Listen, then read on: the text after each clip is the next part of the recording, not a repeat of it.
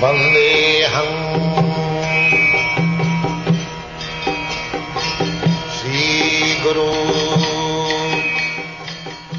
The following is a class on the Srimad Bhagavatam, 6th Canto, 1st Chapter, text number 40, given by His Divine Grace, A.C. Bhaktivedanta Swami Prabhupada, recorded on the 21st of July, 1975, in San Francisco, California. Sri Rupam Chakrajatam Yamaduta uchu Veda pranihito dharma jadharma stat viparjaya Vedo Narayana sakshat Sambhu viti susruma. This word susruma is very important. We have heard it. They never say that we have manufactured it. Susruma, and we have heard it. Sususa, susruma, we have heard it with service. That is the way of Vedic instruction. The Bhagavad Gita says, Tadvidhi panipatena, pariprasnena, sevaya, upadaksanti tadjnanam jnanina tattvadarshi. To receive Vedic knowledge. Vedic knowledge means spiritual knowledge. Material knowledge also the same process, any knowledge, especially spiritual knowledge, because material things sometimes we can perceive directly because our body is material. But spiritual knowledge, unless you hear from the authority, there is no source of knowledge. You cannot understand because you do not see what is spirit. I am spirit, you are spirit, but I do not see your spirit soul, you do not see my spirit soul, because we have got material eyes. When somebody dies, one cries, oh, my father is gone, my father is gone. Where is your father gone? Your father is lying on the bed. Why do you say father gone? That means with this material eyes we cannot see spirit. So these material eyes has to be purified. Then spiritual knowledge begins. Therefore, it is said, Ajnana tinirandhasya jnananjana salakaya chakshur unmilitam jena tasmai Sri Gurave namaha. All of our eyes are covered with darkness. We cannot see. Then, how we can see the darkness? Ajnana tinirandhasya jnananjana salakaya. Salaka means torch. So, the torch, what is that torch? Jnananjana, smearing with the ointment of knowledge. That is the torch. So knowledge means not to see, but to hear. Therefore it is called Shruti, Sushruma. Knowledge has to be received through the ear, not by the eyes.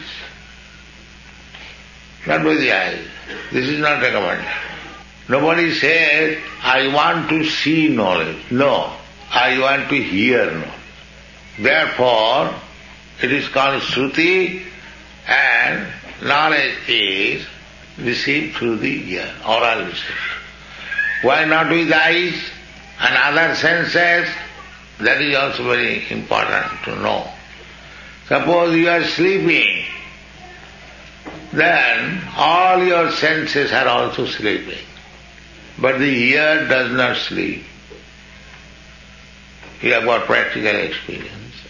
When a man is sleeping and somebody is coming to kill him, so what do you say? You cry, Mr. Such and such, wake up, there is danger, then he can. Otherwise, all the senses are there, but only the ear will help you. The eyes are there, hands are there, legs are there, everything is there. Nothing of this limbs of your part of your body will help you. Simply your ear will help you when you are in danger. Therefore here it is said, Susuma, we have received knowledge through the ears, not with the eyes. Those rascals says, I want to see. Practically, he cannot see. That is not possible. The modern defect is that they do not hear. The so-called scientists, philosophers, they do not hear. They simply want to see, want to touch, want to smell, want to lick up. That is not knowledge. They are all failure. They do not hear. But the process is, here as it is said, Susumo, we have received knowledge by hearing from the authority. That is perfect. That is perfect knowledge. So, what they heard from Yamaraja, their master, that the dharma is that which is enunciated in the Vedas. That is dharma. Dharma, that does not mean that a faith. Faith, of course, you have to. Dharma, religion, is explained in English dictionary as a kind of faith. That is the beginning. But really, dharma means the constitutional position. That is dharma. Constitutional position, just like chemicals. Chemicals, to find its purity, the books, the pharmacology or other books, this chemical, the water, it contains so many percentage of hydrogen, so many percentage of oxygen, so on, so on. So there is taste. There is a potash cyanide, there is no taste. But other chemicals, there are taste, touching, because nobody has tasted potash cyanide up to there. Because as soon as you touch on the tongue, you'll die. So, similarly, there are taste. So what is the taste? Taste is that Jiver Sarupai Nitya Krishnadas. We are eternal servant of God. This is our dharma, or constitutional position. Just like sugar is sweet. That is the taste. If sugar is salty, although both of them look the same, white powder, but if I give you sugar and if it is actually salt, then immediately you say, oh, this is not sugar, this is not sugar. How? By taste. Similarly, everything has got its constitutional position. The sugar is sweet and the chili is pungent. If sugar is pungent and chili is sweet, then you throw it away. It is not real. It is not real. Similarly, what is the constitutional position of human being? Dharma, to serve. This is constitution. Every one of us, we are serving. Without service, we have no other business. So this is our constitutional position. But we are serving wrongly, therefore we are not satisfied. This is the position. Chaitanya Mahaprabhu therefore begins his philosophy from this point, that Jiver Sarupai Nitya Krishna Das. The real constitutional position of all living entities is to serve Krishna. This is constitutes position. But unfortunately, being misguided, instead of serving Krishna, we are serving so many other things.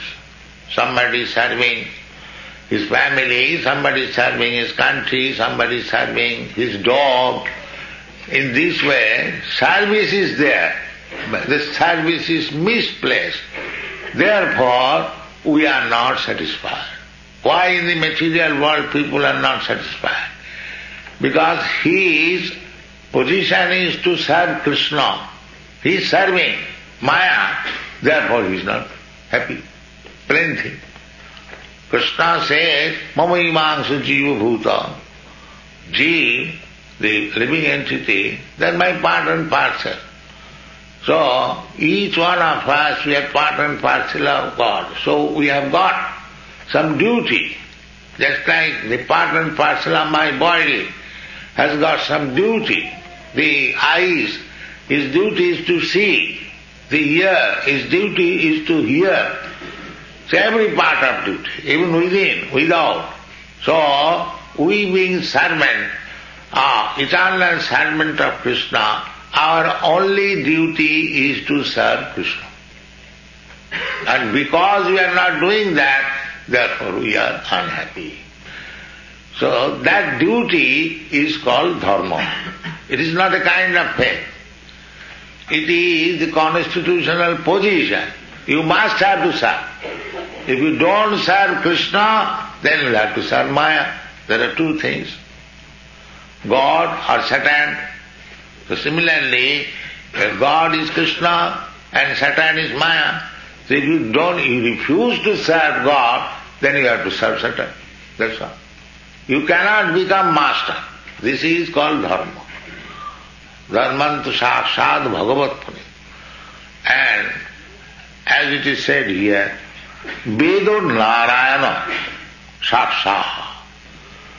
Vedo Narayana sakshat. Veda, the knowledge, the law or the order.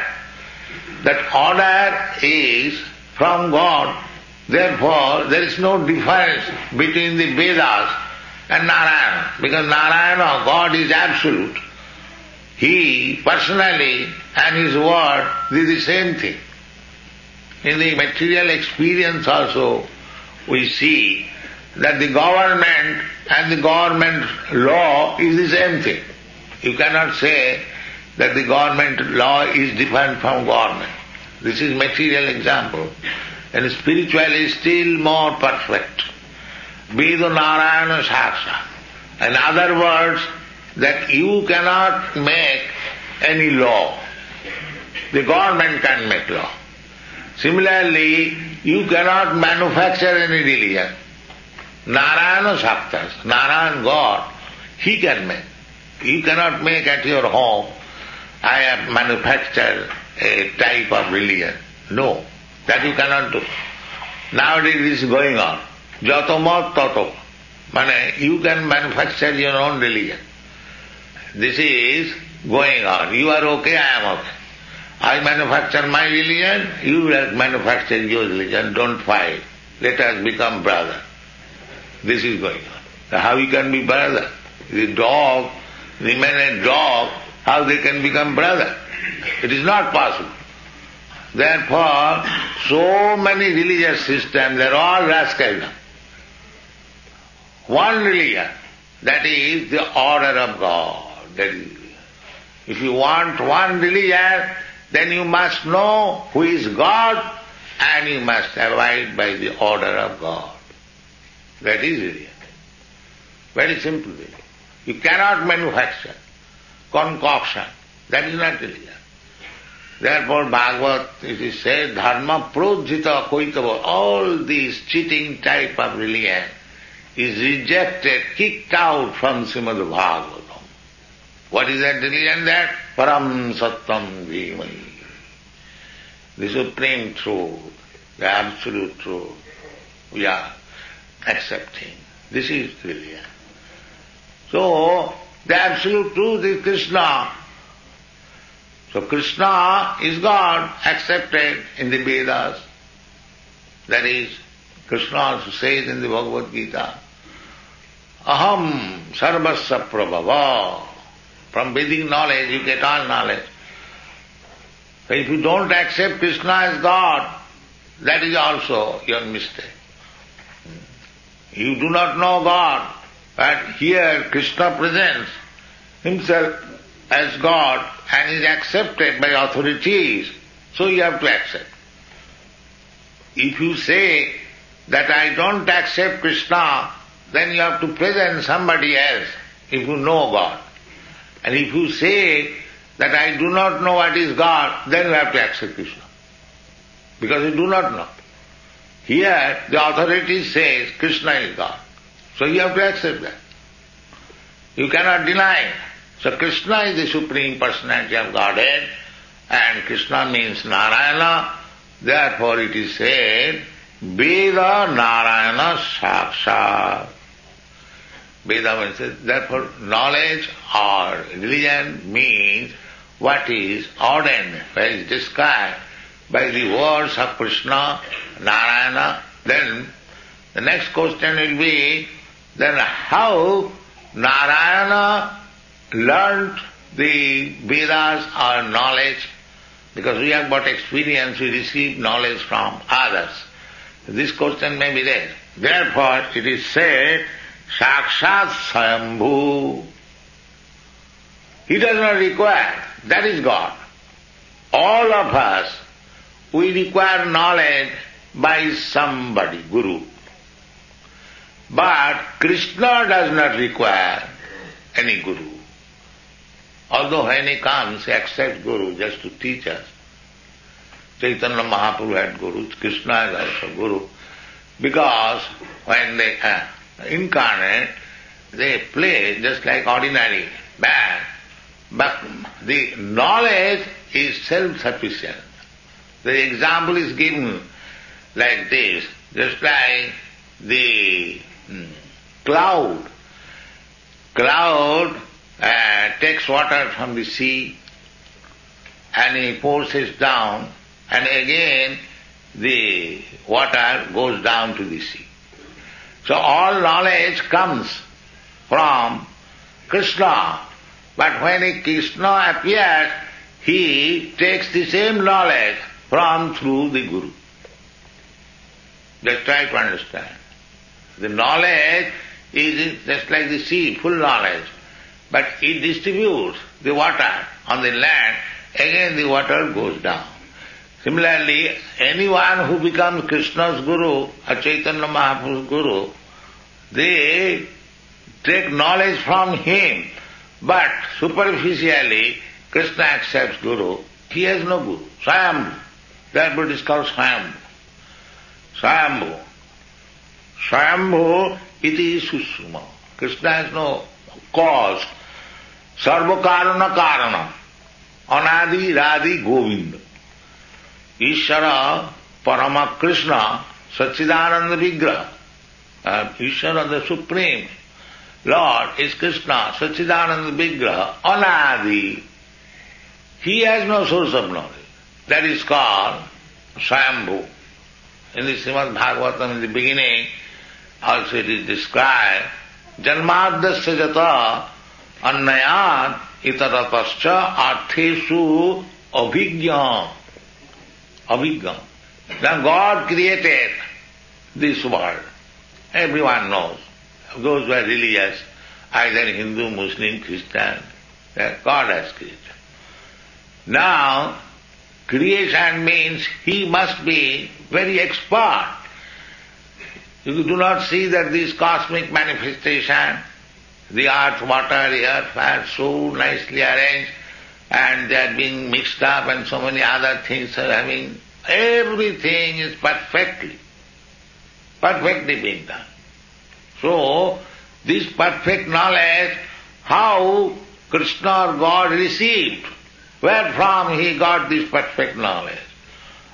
That is the difference between our knowledge and Krishna's knowledge, God. That is called Abhigya. He knows everything perfectly, without going to anyone. parasa shakti vividhaiva sriyate sabhaviki jnana balakriyach.